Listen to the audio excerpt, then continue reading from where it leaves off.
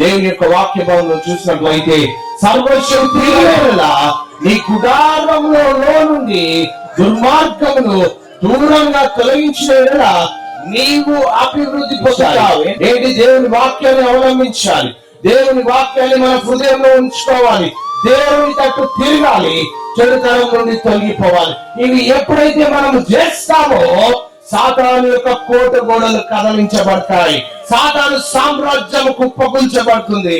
దేవుని యొక్క ఆశీర్వాదాలు పరలోక గమని మన కొరకు తెరవబడుతుంది. నీ హృదయం నిండా దేని చేత నింపబడింది? ప్రియ దేవుని సంగమా, దేవుని యొక్క వాక్యంలో మనం చూస్తే ఈ వాక్య భాగంలో 4 పదాలు కనుక మనం మన జీవితంలో ప్రాక్టీస్ చేస్తే, ఈ 4 పదాల మీద మన జీవితం నిర్మించబడితే, ఈ 4 పదాల మీద మనము కట్టబడినట్లయితే దేవుని యొక్క ఆశీర్వాదాలను మనం అవలంబించాలి, ఉంచుకోవాలి, తిరగాలి.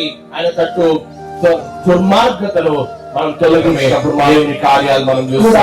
మన జీవితంలో లేని కష్టాల చేత మనం బాధపడుతున్నామేమో, దేవుని వాక్యమైన సత్యం వైపు నడిపిస్తున్నటువంటి క్రమంలో ఇష్టం లేని ఏది మనలో ఉన్నా దాన్ని తొలగించాలి. దేవునికి ఇష్టం లేని ఏది మనలో ఉన్నా దాన్ని తొలగించుకోవాలి.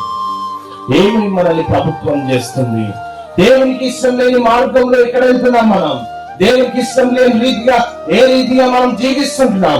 దేవునికి ఇష్టం లేని అంశాలు మనలో ఏమి ఉన్నా అవన్నీ కూడా మనము సరి చేసుకునే రీతిగా మనం ఉండాలి.